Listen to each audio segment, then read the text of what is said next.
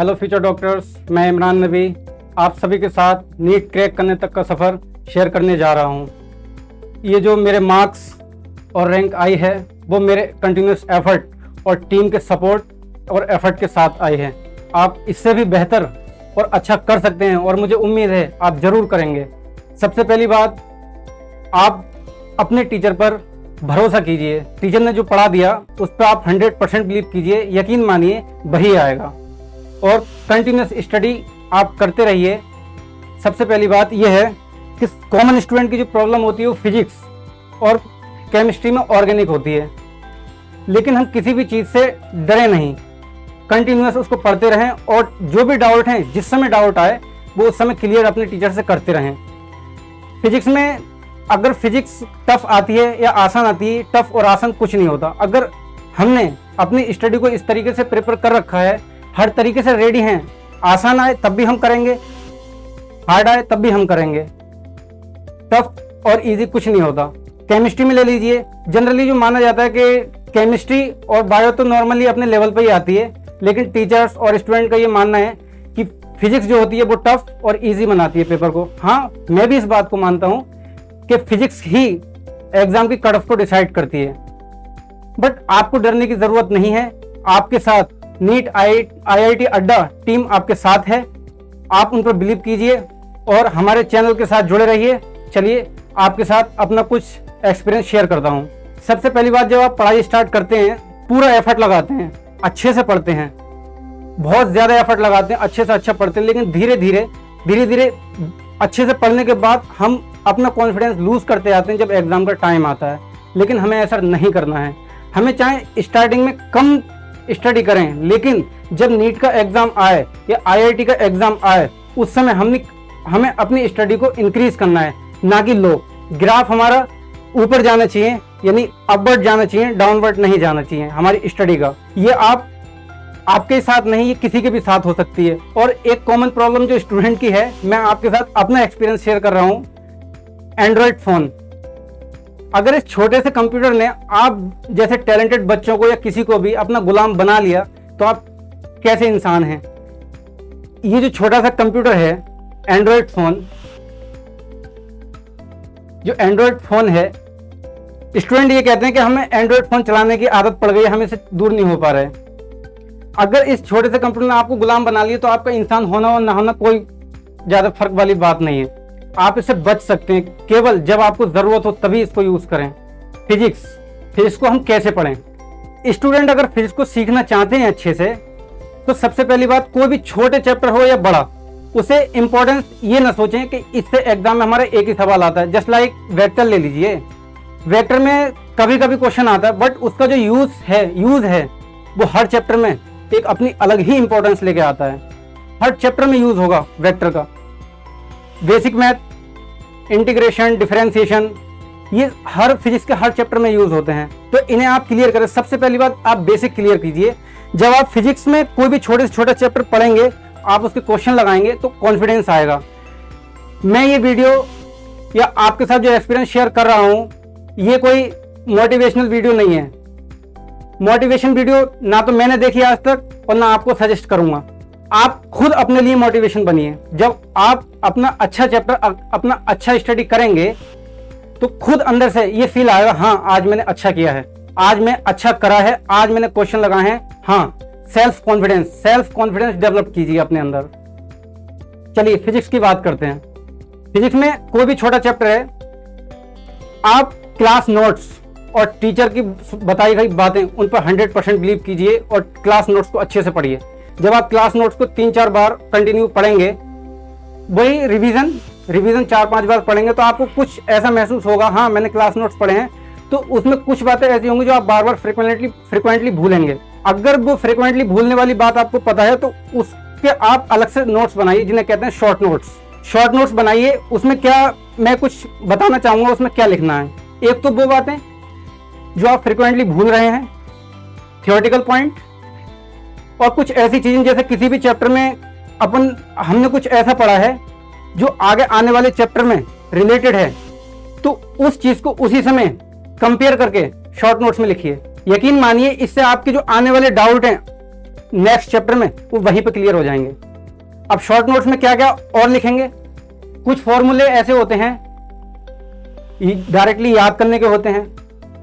बहुत इस बात से मैं खिलाफ नहीं हूं कि फॉर्मूले याद करना बुरी बात है, नहीं, अच्छी बात है, बट सारे फॉर्मूले याद करना, याद कर सकते हैं तो बहुत अच्छी बात है, याद नहीं होते तो उसके डेरिवेशन।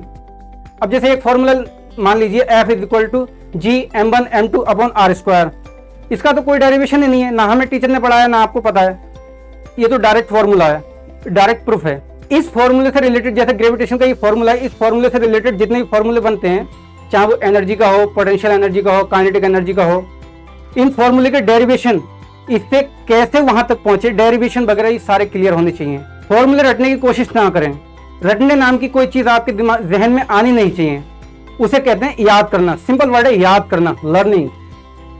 आप उसको याद कीजिए। जब आप कंटिन्यू क्वेश्चन प्रैक्टिस करेंगे तो फॉर्मूले आपके जहन में, आपके दिमाग में बिल्कुल सेट हो जाएंगे, आपको याद करने की कोई जरूरत नहीं है।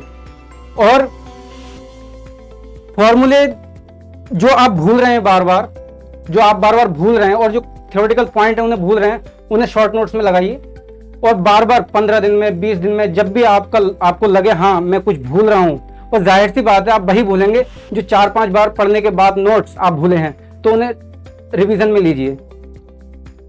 इसी तरीके से केमिस्ट्री में, बायो का एक्सपीरियंस ये है कि बायो में मैं कोई एक्स्ट्रा बुक पढ़ने की सजेस्ट नहीं करूंगा।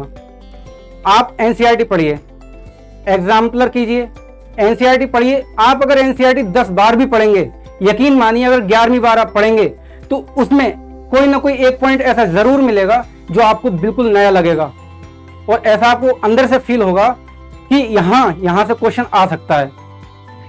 एनसीईआरटी का एक चैप्टर का रिवीजन कीजिए, अच्छे से पढ़िए, एक A4 शीट लो, उसमें जो इंपॉर्टेंट पॉइंट हैं जो आपने हाईलाइट किए हैं उस पर लिखिए और एनसीईआरटी के चैप्टर के एंडिंग में वो पेस्ट कर दीजिए। अगर आपको बाय चांस उस चैप्टर को पढ़ने के लिए इतना टाइम नहीं है तो आप केवल अगर उस पेज को पढ़ सकते हैं तो आप पूरे चैप्टर का रिवीजन आपके दिमाग में होगा। केमिस्ट्री में ले लीजिए, जनरल प्रॉब्लम जो होती है स्टूडेंट को वो ऑर्गेनिक में होती है। क्यों? क्योंकि स्टूडेंट रिएक्शन याद करने की कोशिश करता है, बार बार लिख कर देखते हैं, याद नहीं होती है, बार बार भूल जाते हैं, मिक्सिंग हो जाती है। लेकिन नहीं, एनसीईआरटी कंटिन्यू पढ़िए, कॉमन नेम, आईयूपीएसी नेमिंग, ये सब आपको पता होना चाहिए। जब आप एनसीईआरटी पढ़ेंगे बहुत सारी इंपॉर्टेंट लाइनें भी आएंगी जो टीचर ध्यान में नहीं आती, टीचर के नहीं बताते, तो आप खुद पेस्ट करिए, खुद याद कर लीजिए, कोई प्रॉब्लम नहीं। लेकिन एनसीईआरटी के अकॉर्डिंग अगर ऑर्गेनिक के हिसाब से चलें तो 40 से 50 रिएजेंट ऐसे हैं जिनके अपने को एक्शन पता होना चाहिए, ना कि 1000 या 2000 रिएक्शन। 40-50 रिएजेंट को आप पढ़िए, उनका एक्शन क्या है, कौन से सॉल्वेंट में काम करते हैं, कब क्या करते हैं, एडिशन देंगे, न्यूक्लियोफिलिक एडिशन देंगे, इलेक्ट्रोफिलिक एडिशन देंगे, जो भी देंगे, बस ये इंपॉर्टेंट रिएजेंट के कुछ इंपॉर्टेंट पॉइंट याद करने हैं। आपकी ऑर्गेनिक एकदम आसान होती जाएगी। GOC first, reactivity order, stability order, ये आपको एकदम टिप्स पे होना चाहिए। और वो कैसे होंगे? जो टीचर ने नोट्स बनवा दिए उसको आप कंटिन्यू बार बार पढ़िए। अगर टीचर ने 8 दिन की क्लास ली है तो आप जब 9वें दिन जाएंगे तो 8 दिन का रिवीजन कर लीजिए, यकीन मानिए आपकी ऑर्गेनिक एकदम टिप्स पे आ जाएगी। और सबसे बड़ी बात, जो हमारी नीट IIT अड्डा टीम है ये आपके सपोर्ट में रहेगी, कंटिन्यूस टच में रहेगी, बिलीव कीजिए।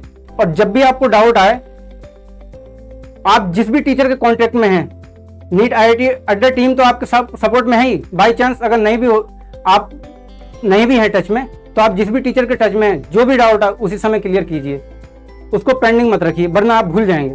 और इनऑर्गेनिक केमिस्ट्री, फिजिकल केमिस्ट्री में पॉइंट कैलकुलेशन मिस्टेक ये कॉमन प्रॉब्लम है। आप इतने क्वेश्चन कीजिए कि कैलकुलेशन मिस्टेक होनी ही नहीं चाहिए। हाँ, हो जाती है।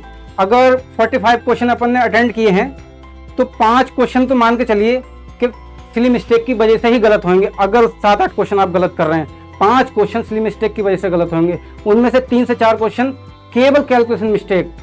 मैं फिजिकल केमिस्ट्री की बात कर रहा हूं। और फिजिक्स में अगर आपने शॉर्ट नोट्स बनाए हैं तो 5 से 7 घंटे में आप पूरी फिजिक्स का रिवीजन अच्छे से कर सकते हैं अगर आपने कंटिन्यू शॉर्ट नोट्स को पढ़ा है। नीट वाले दिन सुबह से जो भी आपको 2 से 4 घंटे मिलते हैं उसमें आप पूरी फिजिक्स का रिवीजन कर सकते हैं। और सबसे बड़ी बात, टीचर को जज मत कीजिए। कॉमन प्रॉब्लम है कि हर स्टूडेंट टीचर को जज करता है कि इन्होंने ये नहीं पढ़ाया, उन टीचर ने ये पढ़ाया है। गलत। अपने टीचर पर कॉन्फिडेंस रखिए, जो टीचर ने बता दिया बस वही आएगा, उससे बाहर कुछ नहीं आएगा। ना कोई एक्स्ट्रा बुक लगाना है, जो टीचर ने बता दिया उनके अलावा कुछ पढ़ना ही नहीं है। बस मैं आई होप कि आप इससे अच्छा कर सकते हैं। जो मैंने किया है, मार्क्स और रैंक जो भी मैं लाया हूं वो आपके सामने है। आप इससे अच्छा भी कर सकते हैं और आप करेंगे। बस सेल्फ मोटिवेट होइए, किसी भी मोटिवेशन की जरूरत नहीं पड़ना चाहिए आपको, सेल्फ मोटिवेटेड। चलिए, आपसे हम जुड़े रहेंगे। हमारे नीट IIT अड्डा जो चैनल है उसको सब्सक्राइब कीजिए और वीडियो अगर पसंद आई हो लाइक और शेयर कीजिए। Thank you so much.